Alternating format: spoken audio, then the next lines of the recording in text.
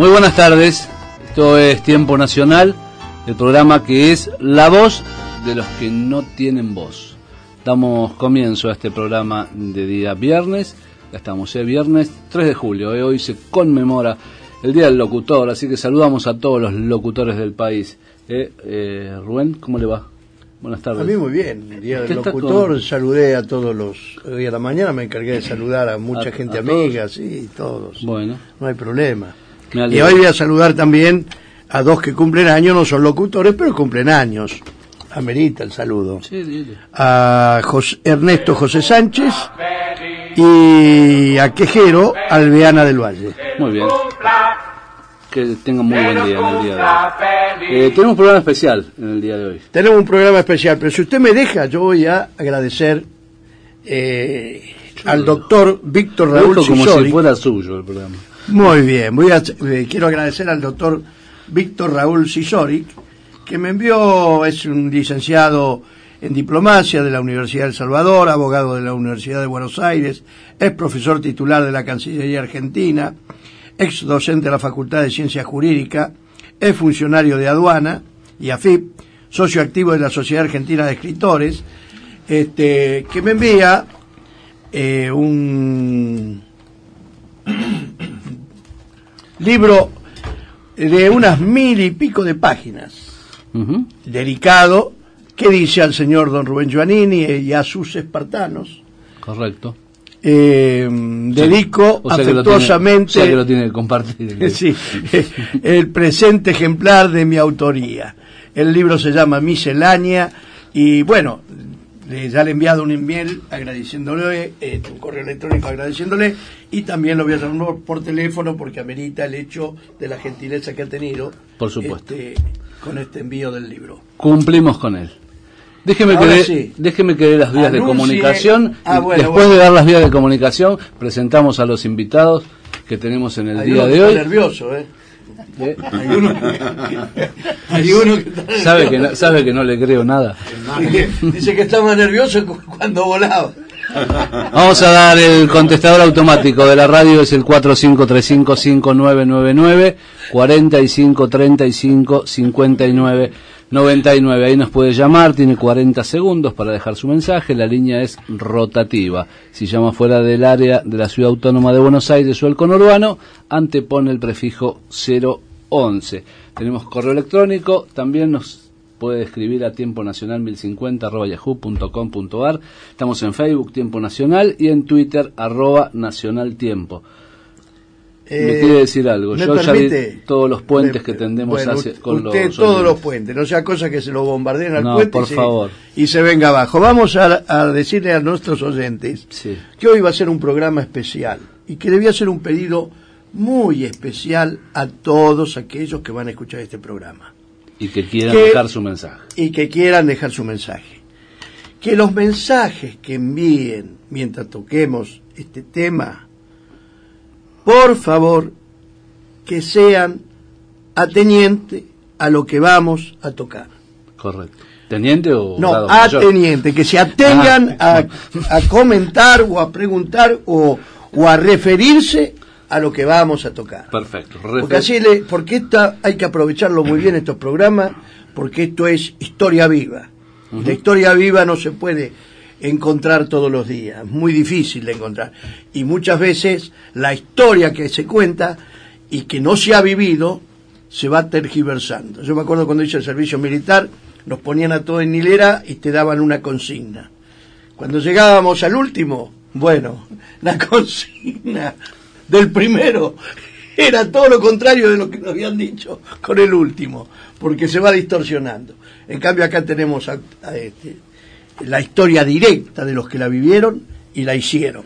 Entonces, por favor, abocarse, si quieren llamar, al tema que se va a tocar, en especial este tema por la importancia que tiene. Eso quería decirles. Muy bien, y en el día de hoy, día viernes, vamos a hablar de aquella gesta heroica que fue la de Malvinas, la del año 1982, y contamos acá en el piso con 3 aviadores navales, que ahora van a contar su historia, que formaban parte del mismo escuadrón y también estamos con quien trajo a estos 3 aviadores navales, que es nuestro amigo Leonardo Castañino. ¿Qué tal, Leonardo? Muy bien. La parte histórica. Hoy vamos a mezclar dos ítems que hacemos en el programa. Uno que es la historia argentina, porque forma parte de la historia argentina, y otro es veteranos de Malvinas, que también lo hacemos habitualmente todos los meses. Hoy dice que no trajo leche, dice que trajo combustible para los aviones. Exactamente, gasolina. Muy bien, voy a presentar, vamos a girar al revés de las agujas del reloj. Benito Rótolo, ¿cómo le va? Teniente de navío Benito Rótolo, ese era el grado que tenía en la guerra, después se retiró con otro grado. ¿Cómo le va? Por supuesto, muy bien, muy agradecido de contar con este programa. Bueno, para contar nuestro testimonio. Su experiencia. Tenemos también a Carlos Lecour. ¿Cómo le va, Carlos? Muy bien, buenas noches, gracias por la invitación. No, por favor, otro de los pilotos, era también teniente de navío, después retirado como capitán de corbeta, y Roberto Silvester, es el tercer teniente de navío en aquel momento, y después capitán de navío retirado. Bueno, muchísimas gracias. Y hoy que hablabas del día, muchas gracias por la invitación, pero hoy hablabas de... hoy es el día del locutor. Porque alguien me dijo que también era el día del rugby, no lo sabía. Exclusivo. Está bien. Está bien. Es mi deporte. Ojalá que sea cierto. Bueno. Nosotros de deporte medios nulos, salvo Castañino. El día de la lechería. Nosotros festejamos el día de la lechería. Bueno, bien. Saludamos a todos los rugbyers, porque el rugby dice que es un deporte para siempre, ¿no? El que lo practicó, nace y muere rugby. Sí, hace poco uno de mis hijos me mandó una carta que decía, gracias por el rugby, papá. ¿No? O sea, es una cosa que se transmite de generación en generación y tiene mucho de cultura. Y es un deporte muy caballeresco. Me emocionó. Más allá de lo fuerte y de lo viril que es el deporte, es muy caballeresco. Sí, me emocionó la carta realmente. Y bueno, dicen que es un deporte de animales jugado por caballeros. Caballeros, muy bien. Yo eso no lo sabía, ahora lo aprendí. y las faltas no se simulan. Muy bien. Bueno, Rubén, No, lo dejo a usted, maneje. ¿Por qué yo? Maneje porque tengo el registro está un poco nervioso. Acá el que está al lado mío está medio nervioso. Usted lo va a calmar. Pero vino con sus 2 numerales que lo cuidan siempre, ya lo vamos a calmar. Rótolo usted es el más antiguo de los 3. Era el más antiguo, sí. No había tanta diferencia, pero incluso esa antigüedad se usaba cuando salíamos a volar para... en ese caso, por ejemplo, que salimos estos 6 aviones a esta misión, había un líder y un sublíder. El sublíder era Vamos a contarle a la audiencia, ¿de qué misión estamos hablando? Bueno, la misión que nosotros nos gusta contar siempre, tuvimos varias en Malvinas, pero en esta en particular fue la misión a la fragata Arden, que resultó hundida. Uh-huh. Y además fue el único buque hundido ese día en el estrecho de San Carlos, a pesar de un fuego tremendo que soportaron los ingleses después del mediodía, cuando se despejó la niebla. Porque, bueno, nadie imaginaba que habían metido parte de la flota dentro del estrecho de San Carlos, ¿no? Para hacer el desembarco. Eso Eso fue un 21 de mayo de 1982. Sí, un día de bautismo de fuego, de volver a nacer, de tener otra fecha que festejar de nacimiento, pero fue, bueno, hoy mirado para atrás, creo que mereció ser vivido. Constaba de 6 aviones. Bueno, nosotros estábamos... ¿Cuadrilla es? No, nosotros lo llamábamos en la Armada escuadrilla, ¿no? En la organización. Y la Armada desarrolló estas escuadrillas de ataque desde el portaaviones Independencia, que vino en el año 56, con aviones a hélices. Después cambió al portaaviones 25 de mayo en el año 70, que era un poco más... estaba mejor equipado, en realidad era el mismo tipo de portaaviones, pero en realidad eran últimos portaaviones de la Segunda Guerra Mundial, chicos, y no eran aptos para reactores, pero ahí es donde la Armada compra la aviación naval, ¿no? Una 16 A4, como los que tenía la Fuerza Aérea, pero se llamaban A4Q, porque estaban muy equipados para volar sobre el mar. Y durante toda la década del 70 se despliega un adiestramiento que fue difícil, duro, porque era muy marginal el avión en este portaaviones, pero alcanzamos un buen adiestramiento. Y todos nosotros tuvimos la fortuna de casi tomar esa década de trabajo. Así que nos sorprende Malvinas con una preparación buena. Y la otra novedad es que en el año 80 esta unidad, que ya estaba ya eran aviones usados y tenían un baqueteo importante sobre el portaaviones, la Armada los pretende reemplazar por 14 aviones superestandar. Un avión más nuevo, francés, naval, el único que entraba en nuestro buque, pero que venía con un atractivo sistema de armas que era con un lanzador de misiles Exocet. Pero cuando llega el conflicto, no teníamos todos los superestandar acá, habían llegado 5, se iban trayendo de a poco con toda la parte logística y también con el armamento para no meterlo todo en un mismo buque. Así que cuando esto, que fue una sorpresa para todos, que fue el 2 de abril, había 5 superestandar. ¿Ustedes tomaron contacto con que estábamos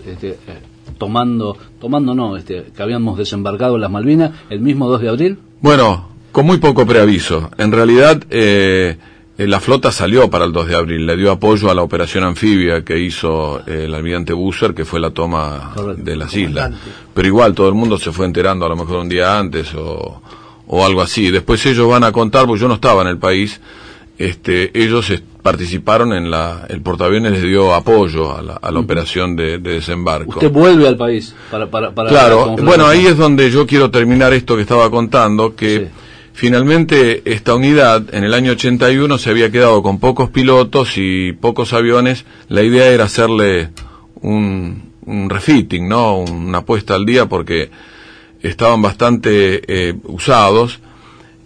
Pero cuando nos sorprende el 2 de abril, empezamos a buscar pilotos, a armar aviones. Algunos fuimos al taller a buscarlos.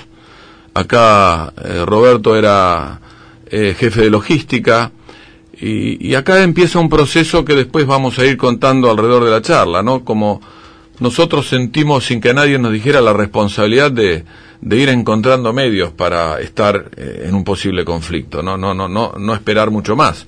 Sabíamos que la noticia no fue muy fácil de asimilar, ¿no? Estábamos enfrentándonos choqueados a Inglaterra, la NATO, ver cómo lo iban asimilando. Sí, claro. Que no era solo Gran Bretaña, sino la NATO. Contestando a la pregunta concreta de cuándo nos enteramos, nosotros que sí estábamos en el país, embarcamos un 29 de marzo, sin que nos dijeran a dónde iban. Podía ser un ejercicio, podía ser una etapa de práctica, y nos enteramos un día antes del desembarco que éramos el apoyo aéreo de la fuerza de desembarco. El 1 de abril. Sí, y habíamos juntado, teníamos operativos 3 aviones y 5 pilotos, varios de los cuales veníamos de otras unidades. O sea, en mi caso me habían recuperado de otro pase. Y la escuadrilla necesitó armar aviones, reparar aviones y recuperar pilotos para poder... O sea, la escuadrilla prácticamente se arma en Malvinas. Y bueno, en realidad, Malvinas. 2 años antes esta unidad estaba impecable, con 17 pilotos, pero cuando se compran los superestandar, hay 12 pilotos que se van para esa unidad, y queda un poco disminuida, y la idea de esta unidad era para hacer una etapa de adiestramiento avanzado, y se iba a tomar 1 año o 2 para hacer las reparaciones, es decir, porque nadie pensaba en un conflicto. Pero después ocurrió que no estaban todos los superestandar y algunos pilotos volvieron, que fue el caso mío y del teniente Arca, y después había que, cuando se dice que se armaron y llegamos a armar 8 aviones, no es que se repararon todos, sino que se asimilaron varias cosas. Pero Roberto tiene esa experiencia que yo no la viví en ese momento. Roberto Silvestre. Sí, bueno, a mí me tocaba justo ese año ser jefe del departamento de logística, por lo tanto trabajaba junto con los cabos, suboficiales, o sea, lo que nosotros llamamos los mecánicos, o sea, los mecánicos. Además de ser piloto, estaba con ellos, era el jefe del departamento. Cuando volvimos, creo que alrededor de 4 o 5 de abril, de apoyar la operación Rosario en la toma de Malvinas, teníamos nada más que 3 aviones en servicio. Eso es lo que volaba en ese momento. Y ahí tomamos una decisión con los mecánicos y con el personal civil de los arsenales de Bahía Blanca para, o sea, junto con los pilotos, obviamente, entre todos tomamos la decisión de ir a defender Malvinas con la mayor cantidad de medios posible. Y pasamos entre el 5 de abril y el 30 de abril, en el que aterrizamos con los 2 últimos aviones, con Carlos Oliveira, me acuerdo, en el portaaviones, de 3 aviones a 8. O sea, eso fue lo que hicimos. Esa fue una odisea extraordinaria de nuestro personal de mecánicos. Y los aviones, obviamente, después vamos a ir contando, no estaban todos en las mejores condiciones, se trataba de una guerra, y bueno, en crisis como estas, por nuestra experiencia, vos no podés dejar de operar las cosas porque no están en todas las condiciones, hay que ser flexible. Nosotros tuvimos todo eso, pero lo más importante que quiero señalar es que fue una decisión nuestra. O sea, eso es lo más importante, una decisión nuestra de los pilotos y de los mecánicos. Todos juntos trabajábamos las 24 horas del día, no prácticamente, sino trabajábamos las 24 horas del día para poner los aviones en servicio. Y la decisión fue nuestra, porque nadie nos podía en aquella época obligar a volar los aviones en las condiciones que nosotros los volamos. Claro. Entonces, esto es lo más importante. No, la escuadrilla completa, oficiales y suboficiales, no quisimos quedar fuera del conflicto. Y así fue como logramos el 30 de abril estar embarcado con 8 aviones A4 en el portaaviones 25 de mayo. Eso tiene un nombre: patriotismo. Bueno, yo le agradezco por el personal de mecánicos, porque eso, realmente se lo merecen. Patriotismo. Ellos se lo merecen, que eran los que vivían arriba del avión, y los vuelos de prueba fueron una cosa extraordinaria. Nos tocó al segundo comandante, el capitán Zubizarreta, y a mí hacer los vuelos de prueba. Y bueno, era una cosa increíble, porque vos ibas al avión y cuando hacías el primer vuelo de prueba y a lo mejor no podías ni despegar. Tenía tantas novedades, entonces se bajaba ese piloto, subían todos los mecánicos, a las horas llamaban al otro piloto y así sucesivamente, y íbamos avanzando de a poquito en los vuelos. O sea, quiero dejar claro que paralelamente con nosotros, el Departamento de Operaciones estaba haciendo lo mismo con todos los pilotos que venían de otros lugares, como fue el caso del Tano Rótoli y de Carlos Lecour. Yo que se calmó, no está que había que prepararlos también. No está tan nervioso. No, al contrario. Entró en combate ya entró en combate. Está parecido al 21 de mayo del 82. ¿Qué hacen ustedes los 21 de mayo? Ahí está. Bueno, nos juntamos ahora los pilotos que quedamos con las familias, nuevamente con las señoras. Una vez hace poco lo hicimos con nuestros hijos, que ya crecieron, porque nos dijeron, ustedes se juntan y nunca nos cuentan lo que hicieron. Así que hasta ahora nunca dejamos de festejarlo. Nos juntamos un día, almorzamos, intercambiamos anécdotas, vemos cómo pasa el tiempo en nuestra fisonomía y vamos recordando cosas. Igual. No, pero esto es joven, importante. Ese día cumple 33 años. Vamos cambiando el diálogo, y ya no tanto por las acciones, de contar las acciones, sino por recurrir a la emoción, a la memoria emocional, e ir recordando cosas que sentíamos, que no las dijimos, porque nunca se dicen, porque bueno, éramos jóvenes, porque listo, uno asume ante el riesgo, ya uno está adiestrado y preparado, una actitud más estoica, más determinante, suceden los hechos y la vida continúa. Pero hoy uno pasa el tiempo y es un placer sentarnos a charlar y a mirar de otra manera los hechos que vivimos, las cosas que asumimos. Y de eso siempre terminamos todos reunidos charlando, ¿no? Muy bien. Nosotros siempre, acá el ingeniero Castañeno, estamos siempre haciendo historia argentina en este programa. Siempre extraemos la historia. Ayer hicimos un programa donde se habló de historia, anteayer hicimos un programa donde se habló de historia. Nombrar personas de bien, personas que le hicieron bien a la patria, es mostrar ejemplos, y es espejos donde mirarnos. ¿No es cierto? Yo quisiera que ustedes digan los 3 nombres de los pilotos que no volvieron. Bueno, Dos, Zubizarreta. ¿No eran 6? ¿Ustedes? Ah, sí. Bueno, pensé que hablábamos de los caídos durante la guerra, Zubizarreta y Márquez. Hay uno que falleció después. Porque los 3 que derriban delante nuestro eran el capitán Filippi, el teniente Arca y el teniente Márquez. Pero el capitán Filippi y el teniente Arca después los recuperamos. Correcto. El caído, el fallecido fue Márquez. Y después perderíamos al segundo comandante, Zubizarreta. Porque también a ellos hay que nombrarlos, porque ellos formaron parte también de esta gesta. Hoy, por ejemplo, es el aniversario del fallecimiento de Irigoyen y lo tenemos que decir. Sí, señor. Fue un patriota que formó parte de este país. Pero acá estamos con Benito Rótolo, con Carlos Lecour y con Roberto Silvester, 3 capitanes de navío de la gesta de Malvinas, que están acá contándonos su experiencia y aquel día del 21 de mayo en particular. ¿Sí? ¿Cómo empezó aquel 21 de mayo? ¿Quién quiere tomar la palabra? Vamos con Lecour. El flaco lo cuenta bien. Pasan los años y se pone más vago. Y me sigue aplicando tiras. El 21 de mayo empezó, como empezaban todos los días de aquella época, de guardia, esperando que se nos asignara una misión. ¿En qué lugar? Estábamos en el hangar, el único hangar que tenía la base aeronaval Río Grande, en lo que nosotros bautizamos como la sala de pilotos listos. Y allí sonaba el teléfono, era negro, pero decíamos el teléfono rojo, que nos asignaba misiones desde Bahía Blanca, desde el Comando de Aviación Naval.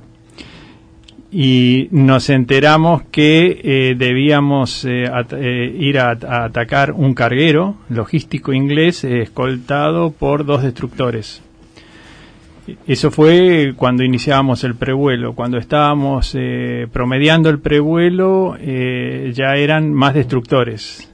Y cuando terminamos el prevuelo no había carguero, eran 12 destructores y teníamos que atacar lo que pudiéramos. Ese era el nivel de dinamismo en la asignación de la misión. Y bueno, había un líder que era el capitán Filippi, éramos 6 aviones, 2 secciones de 3, un sublíder que era el teniente Rótolo, y por cuestiones de alistamiento de las aeronaves nos separamos 15 minutos, despegó primero el capitán Filippi, seguidos de el teniente Márquez y el teniente Arca, y 15 minutos después despegamos el teniente Rótolo, yo lo seguía como segundo numeral y el teniente Silvester atrás.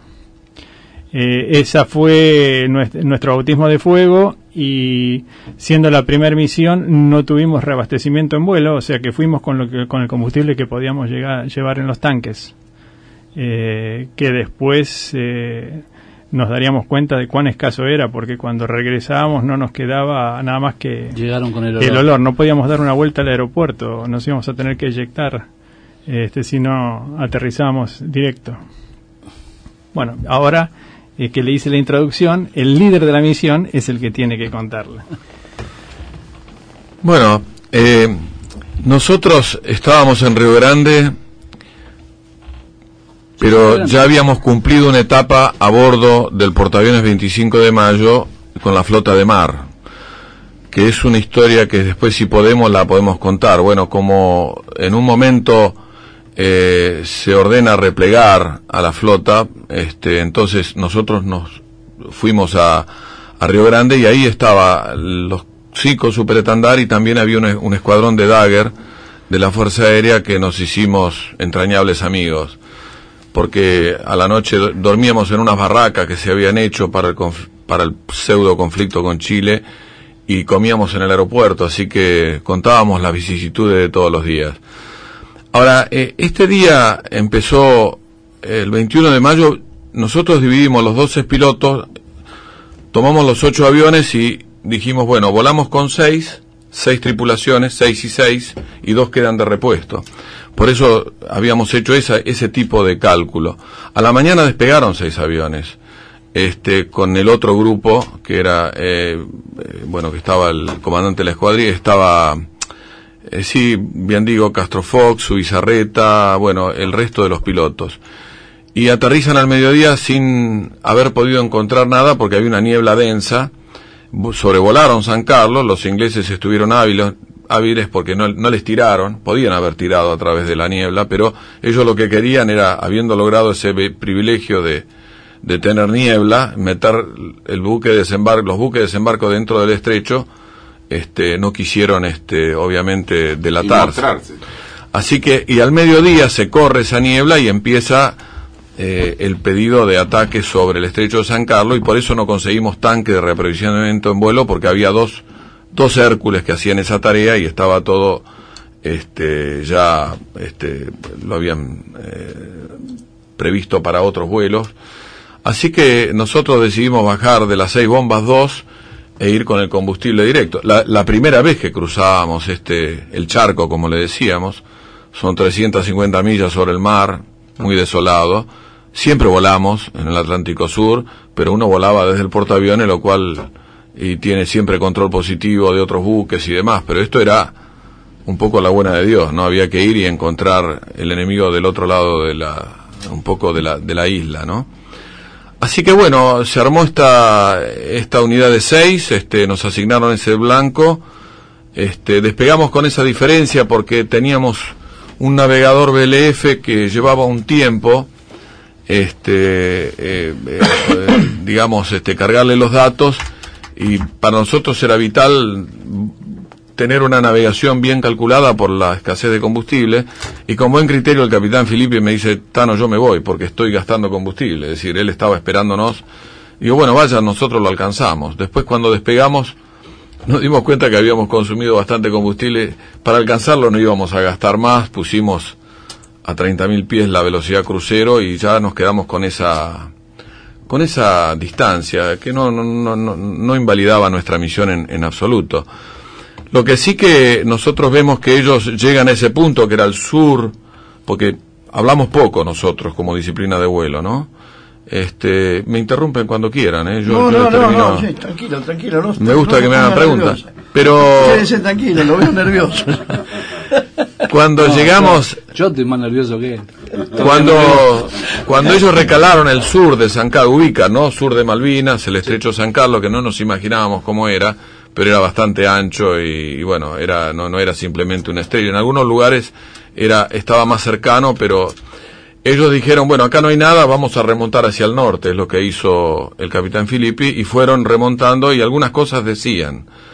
En un momento nosotros escuchamos que uno de los pilotos, yo no me acuerdo si fue Márquez o Arca, dijo, bueno, hay un destructor a la vista, y Filippi lo asigna como blanco y lo atacan. Y bueno, atacamos ese buque, ellos ya estaban muy arriba donde estaban todos los buques, y en un momento, como había mucho silencio electrónico, escuchamos que el indicativo de Filippi era Mingo, y dice, bueno, Márquez dice, señor Harrier, gire brusco, tiene Harrier por detrás en la cola. Bueno, ese fue un párrafo. Al rato, Filippi que dice, Mingo, me eyecto. Bueno, listo. Obviamente estaban los Harrier en la zona. Nosotros teníamos ciertas reglas de empeñamiento. No podíamos entrar en combate con los Harrier porque nos derribaban y perdíamos aviones. Y además teníamos que tratar de llegar con las bombas sobre los blancos. Pero en esta situación... ¿Y apoyo de casas no tenían? No, eso se intentó hacer en un momento con los Mirage, pero estaban muy en el límite del radio de... Solo el 1 de mayo. El 1 de mayo pudieron hacerlo, pero estaban muy en el límite de la autonomía, así que no claro. Pobres, llegaban ahí, tenían 5 minutos, y no tenían control positivo radar, así que bueno, eso ya estábamos descendiendo, y como estábamos descendiendo, porque la idea era 100 millas antes de Malvinas y rasante, para evitar la detección radar, dijimos, bueno, ya escuchábamos muy pocas comunicaciones, lo último que escuchamos, dijo, bueno, listo, yo estuve 10 segundos pensando, digo, a esto los están derribando, están los Harriers ahí, entonces le digo a ellos dos, bueno, yo dije, seguimos la misión, o algo así dije, y yo también, bueno, listo, quedó esto consolidado, y ahí sí, quedaron un poco sí, y bueno, y ahí empezamos el descenso y nos... En ese momento las decisiones las toman ustedes. No, sí, seguro. Para mí, me dejás un segundo, Tano. Para mí ese momento que recuerda el Tano es un momento fundamental, porque los tres, a ver, yo quiero aclarar que la sección de Filippi, con Arque y el Loro, atacaron a la fragata Arden, y después de eso, después de haber lanzado sus bombas, haber cumplido, y sin combustible como estábamos nosotros, ahí fueron interceptados y derribados por Harrier. Los tres aviones, después ya habían cumplido la misión. Exacto, ya habían cumplido. Y nosotros escuchamos eso, y cuando el Tano dice, yo sigo, y nosotros decimos, todos seguimos, pero lo más importante es que yo creo que ese hecho, el hecho de que hubieran derribado a nuestros compañeros, fue lo que nos multiplicó a nosotros.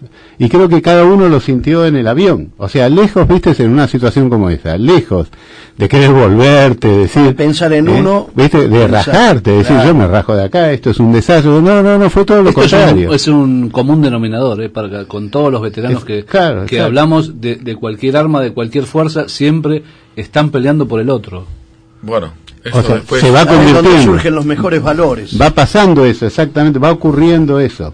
Bueno, yo de esto, lo que quiero decir es, siempre le digo al Tano en público, un poco jocosamente, dígale lo que le dice al público, que siempre voló muy mal, le digo yo, al Tano Rótolo, pero que el mejor vuelo de su vida fue el del 21 de mayo.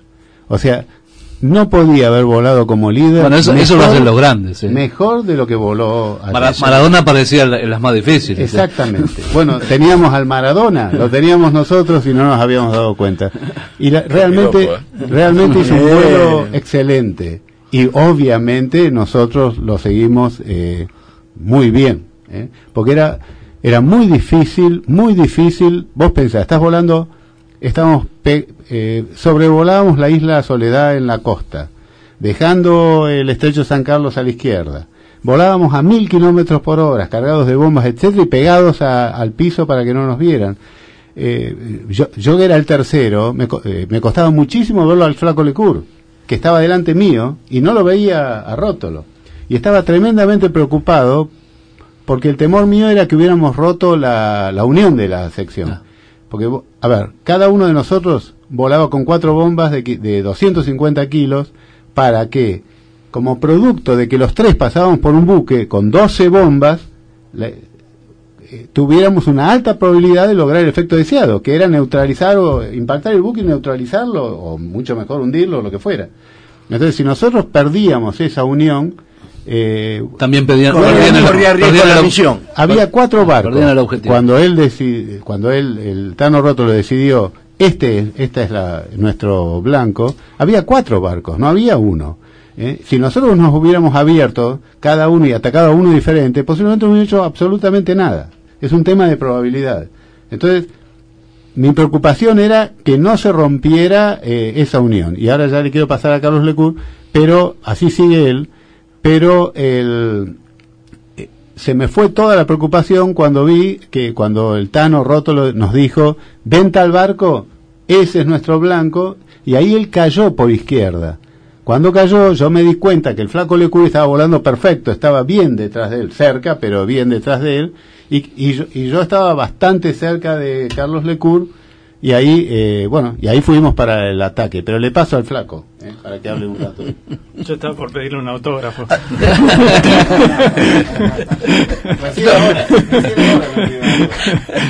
Cada vez habla mejor, Sí. Bueno, cuando... Se ve que no está nervioso. ¿Cuál es la diferencia horaria entre que cae la carga de un avión y el siguiente? Bueno, lo que dice la doctrina es que uno tiene que estar espaciado entre avión a avión 20 segundos, porque es lo que permite que las explosiones de las bombas que lo anteceden a uno ponen esquirlas en el aire, que nosotros llamamos ricochet, y esos 20 segundos son los que va a tomar... para la decantación. Claro, para la decantación y uno que pase en aire claro. Lo que pasa es que cuando uno está volando... Pero es 20 segundos y no más. No más. Claro. Pero si es un poco más, no pasaría nada. Claro. El problema es que sea menos. Claro. Que es lo que nos pasó a nosotros. Porque volando, como decía Tito, a 1000 kilómetros por hora, pegados primero al agua y después pegados al Tito piso. Roberto Silvester, para la audiencia. Bueno, sí, eso el rugby. No son una cosa que es conveniente aclarar es que Tito, Francés, Tano no son apodos, sino son indicativos de guerra. O sea, eran nuestros indicativos de guerra. O sea, de esa forma se le niega al enemigo la verdadera identidad de quien está piloteando. Uh-huh. Y cuando Tano asigna el blanco de nuestra sección y cae, no había tiempo de maniobrar para buscar 20 segundos. Era más importante, porque además él asignó un blanco, pero recostados alrededor había otros 4 destructores que estaban tirando, y nos estaban tirando con todo lo que podían. De hecho, lo primero que yo veo entre su avión y el mío eran ráfagas, piques en el agua, líneas rectas a 90 grados. Yo dije, no es el que estamos atacando el que nos está tirando. Empezamos a ver a los costados y nos estaban tirando los buques de apoyo. Ahora vos decís cuando cayó el Tano, pero... Caer es girar para nosotros. Cuando el Tano gira hacia el blanco... Precisamente yo quería que la carne porque se fue al agua. No. Bueno, cuando gira a babor, a la izquierda y yo me encolumno detrás de él hacia el blanco, yo prefiero mantener la columna aunque había menos del tiempo indicado. Sí, menos del tiempo indicado. De hecho, mi avión y el de Roberto Silvester, cuando volvemos, registran impactos entre todos de esquirlas, de las explosiones anteriores. Entonces, yo lo veo que él pasa sobre el blanco asignado, que después con el tiempo nos enteraríamos que se trataba del destructor Arden. Tuvimos oportunidad de conocer después al comandante de ese barco inglés, eso es otra historia. 20 años después de Malvinas nos reunimos con él en la biela y nos contó su visión de lo que fue nuestro ataque. Y yo me encolumno detrás del Tano, lo último que veo es que él lanza sus bombas, bien horquillado al blanco, 2 de un lado, 2 del otro, y gira por izquierda para buscar el escape, por la ruta que nos habíamos preasignado para escapar. Y me concentro en mi lanzamiento. Yo lanzo sobre el destructor, tengo la sensación de que hago un buen lanzamiento. El destructor queda envuelto en una columna de humo y fuego importante y mi desesperación era buscarlo a Rótolo para encolumnarme detrás de él en el escape. Cuando lo busco veo que en vez de seguir escapando se me estaba viniendo encima.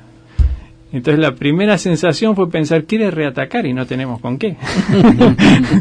Pero no, por ahí escucho que él grita, por acá no, flaco, y le estaban tirando. Así que había un crucero. Todo chico. Eso a qué velocidad? A 1000 kilómetros por hora. A 1000 kilómetros por hora. Sí. A ver. A las patinadas dentro de la cabina. Vamos, lástima que no tenemos un mapa, ¿no? Pero estamos hablando de 2 islas así y el canal por el medio. Estábamos hablando de que trepamos hacia el norte, que es donde estaban haciendo el desembarco y estaba la mayor concentración de buques.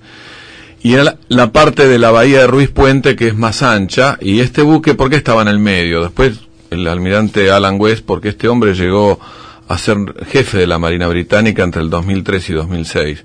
Nos contó que lo habían puesto todo el día ahí de guardia aérea para guiar a los Harrier. Así que el tema es que cuando hacemos ese ataque, se hace rasante, se hace haciendo zigzagueos para romper el tracking de los sistemas automáticos que te van tirando misiles o cañones o lo que sea.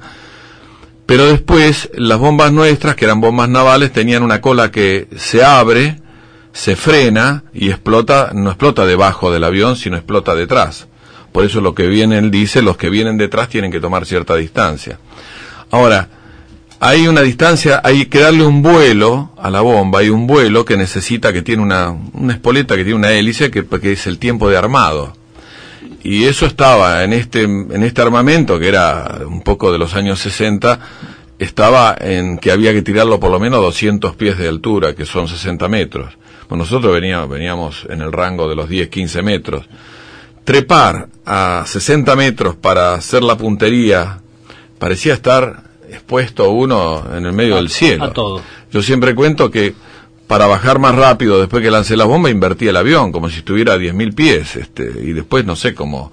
Bueno, estábamos en un avión de caza, se mimetiza mucho con el avión, ¿no? Ese tipo de maniobra nosotros desde que nos recibimos, las hacíamos en el mar, porque siempre operábamos entre buques y demás.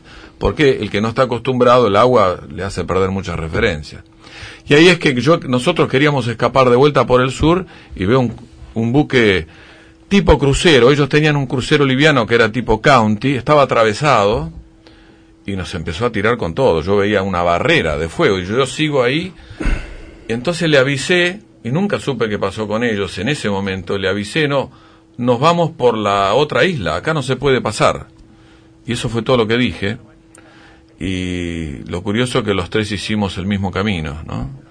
Pero bueno, después nunca me enteré que había estado tan cerca de él, pero claro, eso es mucha velocidad,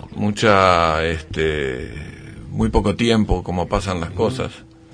Y es como se dan, ¿no? Es como se da a veces sí, a veces las cosas no ocurren porque sí, ¿no? Muchas veces la mano de Dios. Es una situación extrema. Yo siempre cuento que ese día cuando me fui a bañar a la noche, tenía en la espalda, creí que era una tabla de lavar, porque por la adrenalina. Es decir, es un acto bastante violento el que uno, porque hay una teoría que dice que mientras uno, todo lo que ve, si lo ves no le pega. Pero yo digo otra, pues si lo veo es porque todavía estoy vivo, porque eso a uno lo toca cualquier tipo de armamento y bueno, y se acabó. Ese es el campo de tenían batalla. Todo para perder y nada para ganar. No, claro, ahí ganaron ganando. Los Harrier, ¿por qué eran tan, digamos, eran muy efectivos? ¿Cuál es la historia? Bueno, primero que los aviones de ellos no carecían de poca defensa para combatir con un caza. Los cazas vienen mejor artillados. Los Harrier depende cómo se caza, usen los aviones. Nosotros los usábamos en versión ataque, porque teníamos que hundir buques. Y ellos lo usaban en versión defensa, y para eso era muy versátil. No, pero él eso lo que dice el Tano, pero después yo tengo que contar, me faltaría que yo cuente en un momento cómo vi yo el tercero. Cómo sigamos con el ataque. Ellos. Pero para contestar tu pregunta, nosotros, como estamos mostrando, íbamos en el límite del combustible, y si bien teníamos capacidad para lanzar misiles aire-aire, sacrificábamos esa capacidad porque nuestra misión no era combatir con un Harrier. Nuestra misión era atacar buques de superficie y causarles el mayor daño posible. Entonces llevábamos la mayor cantidad de combustible, la mayor cantidad de bombas que se pudiera, y lo único que teníamos para defendernos eran los cañones de 20 milímetros, que eran viejos y que no funcionaban bien porque funcionaban con nitrógeno de alta presión y tenían pérdidas en el circuito, etcétera. Así que la confiabilidad del cañón no era mucha. Entonces se daba a todo esto hay que sumarle el clima, ¿no? De la Antártida, el clima, de invierno, casi invierno, estábamos en mayo, estábamos llegando al invierno y estábamos en las Islas Malvinas. O sea, no, exactamente. Ahora, no es por eso digo que el Harrier fuera tan superior a la 4 como por ahí se piensa. No es así. El Harrier cumplía una función y nosotros cumplíamos otra función completamente distinta. Nosotros íbamos a tirar bombas y el Harrier tenía que evitar que nosotros tiráramos las bombas. Entonces, todo el teatro de operaciones se dio para que para ellos, en las condiciones que nosotros llegáramos, fuera muy fácil atacarnos. Esta es la realidad. Y, ojo, el Harrier es un avión extraordinario, pero la 4 también. Entonces, se dio esto. Ellos hicieron lo que ellos tenían que hacer, y nosotros hacíamos lo que nosotros teníamos que hacer. En realidad, si a vos te interceptaba un Harrier antes de atacar al buque, ¿vos qué tenías que hacer? Tenías que lanzar tus bombas al agua. Claro. Y ya habías perdido tu misión. O sea, ya con eso, por lo tanto, nosotros teníamos que evitar... Ellos cumplían la suya y ustedes no. Entonces, nosotros lo que teníamos que hacer es evitar que los Harrier nos derribaran. O que ni siquiera que nos vieran, exactamente como dice Carlos, o que nos interceptaran. Eran dos misiones completamente distintas. Creo que nosotros hicimos muy bien la nuestra. Estamos hablando, esto que ocurrió, el horario es nocturno. No, todo diurno. Esto es una todo tarde. Diurno. Durante una tarde. Todo el horario es diurno. Bueno, si querés que cierre el tercero, ¿cómo veía todo Sylvester de ahí atrás? Venía con el látigo bajo el brazo. No me daban las manos para hacer todo lo que tenía que hacer. Pero bueno, ahí en un momento como ese, con la preparación que nosotros teníamos, el entrenamiento, etcétera, yo siempre digo, nosotros teníamos dos grandes capacidades los pilotos de ataque, que eran un altísimo poder de concentración que vos lo vas desarrollando en esos aviones, pero en tiempo de paz, te digo, ¿no? Y además, una capacidad de distribución de la atención muy importante, ¿no? Pero yo creo que en Malvinas, nosotros pasamos a volar en un estado prácticamente meditativo. O sea, eso es lo que yo recuerdo. O sea, era una cosa distinta. ¿Viste? En el estado meditativo vos estás conectado con el presente. No estás pensando ni hacia atrás ni hacia adelante. Entonces, sos como un poco inconsciente, ¿me entendés? De dónde estás por meterte. Es un vuelo completamente diferente. Yo creo que todos nosotros nunca volamos tan bien como en la Guerra de Malvinas. O sea, porque creo que volábamos en ese estado. Y bueno, yo decía antes que mi preocupación era que Carlos lo hubiera perdido al Tano. Cuando vi que estaba todo bien, lo que noté es que yo había quedado más cerca de Carlos que él del Tano. O sea, yo estaba todavía mucho más cerca de él, pero como decía, ahí no dudás nada, ahí lo haces. Pasaban, me acuerdo, los tiros que desde todos los barcos que estaban en el costado, era como que el agua hervía, era como si hirviera el agua. Pasaba todo. Esa es buena, es tal cual, no lo había pensado. Porque es así, ¿no? Sí. Era como que hervía el agua y vos pasabas en medio de todo eso. Pero ahora, en un vuelo normal, ¿qué haces? Te volvés. Pero acá no, porque acá sos como una máquina, hasta el lanzamiento. Ahí sos como una máquina. Entonces, bueno, recuerdo muy bien que las bombas de Lecourt hicieron desaparecer al barco dentro de las explosiones. Pero, o sea que yo no vi más al barco una vez que empezaron a explotar las bombas de Lecourt, y la sorpresa me la llevé cuando la explosión de las bombas de Lecourt superó mi altura de lanzamiento, o sea, superó los 60 metros. Por lo tanto, yo tiré adentro de las explosiones de Lecourt. Entonces, ¿qué te quiero decir con eso? Bueno, en época de paz no lo haces, ni se te ocurre, ¿no? O sea, ahí ya no pensás nada, sos como una máquina. Pero ¿hasta qué momento? Hasta el momento que lanzaste y escapaste. Porque a mí lo que me pasó a partir de ese momento, me agarró un miedo enorme. ¿Me entiendes? Después de haber hecho esta parte del vuelo casi inconscientemente, y no es para menos. Pero no sabés el miedo que me agarró, tenía unas ganas de vivir bárbara. Vos tocaste timbre y saliste corriendo. Pero no podía creer. Entonces, porque además nos pasó a los tres que todos vimos, lo primero que mira el piloto, cualquier piloto, cuando termina de atacar, es cuánto combustible tiene. Y si bien estábamos separados los tres vimos lo mismo, que no teníamos combustible para volver. Por lo tanto, tuvimos que trepar al lado de la fuerza inglesa. No había otra forma, si no, no volvíamos.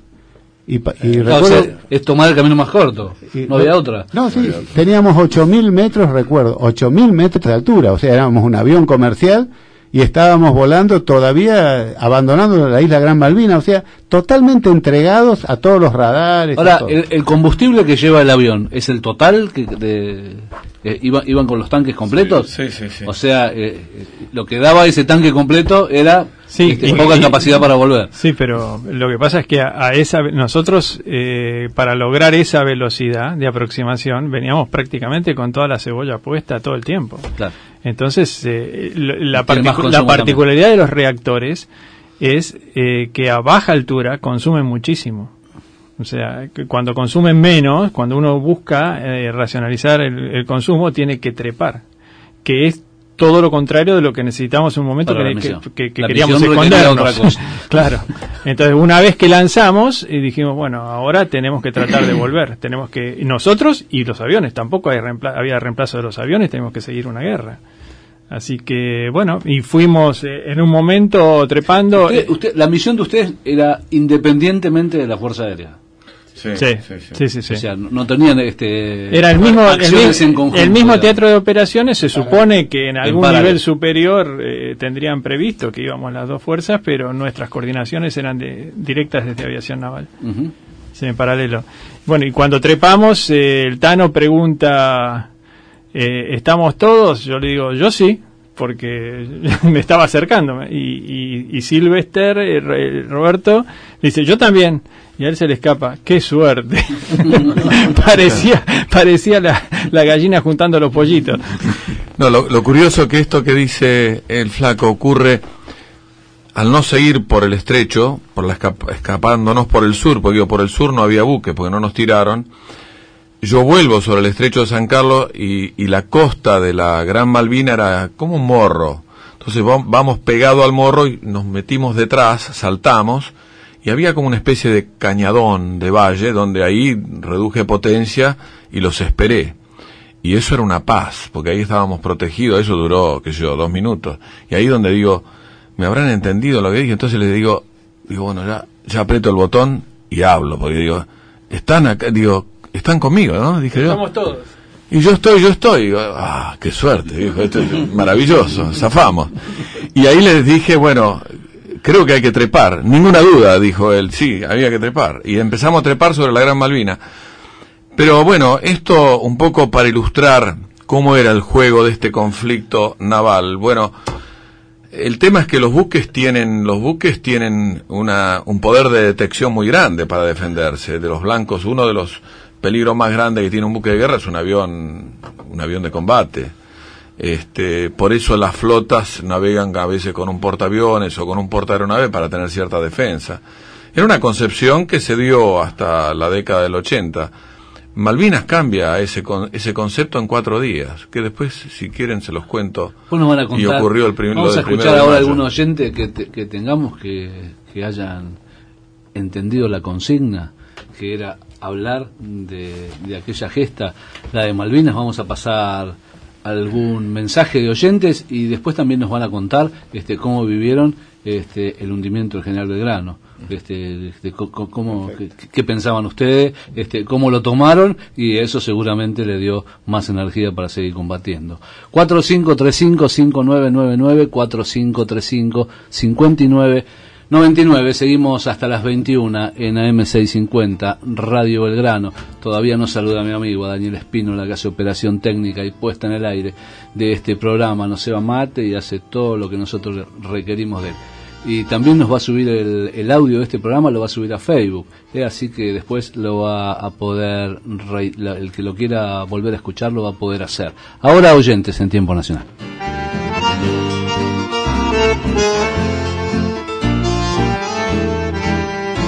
Con respecto a nuestro héroe de Malvinas, lo que más me duele de mi país es que siempre se los olvidó, y desgraciadamente cuando volvieron de la guerra entraron por la puerta de atrás, en vez de haberlo recibido con honores a estos gloriosos soldados. Nada más, José de Gleu. Chau, chau. Buenas noches, Giannini. Habla Fernando de Moreno. Yo hace como dos meses o 3 meses escuché por radio que un país nórdico, no sé si fue Suecia, Noruega, captó las señales de un satélite ruso. Y ellos, por intermedio de esa imagen del satélite ruso, captaron toda la guerra de las Malvinas. Y le pasaban los datos, cuando zarpaban los aviones de Argentina, le pasaban todos los informes a los ingleses. O sea que los ingleses estaban al tanto de toda la, de la guerra de los argentinos. Pregúntele a los pilotos si Argentina no tenía un submarino de guerra y haber atacado la flota inglesa antes de llegar a la Malvinas. No teníamos submarino nosotros para atacar a los piratas en alta mar. Buenas noches, Giovannini y todo el equipo de Radio Belgrano y todos los señores invitados, los militares, aviadores de la Marina, y a mi amigo Espíndola, un gran abrazo a todos. Le habla Jorge de Villa Ballesteros. Sería lindo que hubieras invitado a Giovannini también al periodista Casanseu, que se habló de todo y este hombre se portó muy bien en la Malvinas. Y lo felicito a estos héroes de guerra, que gracias a Dios está todo vivo esto que están ahí los muchachos, pero algunos dejaron su vida para defender la patria. ¿Qué diferencia había con los buques que teníamos? Que tenía la Marina, tenía todo, armamento, aviones, ahora no tenemos nada, ni cohetes tenemos.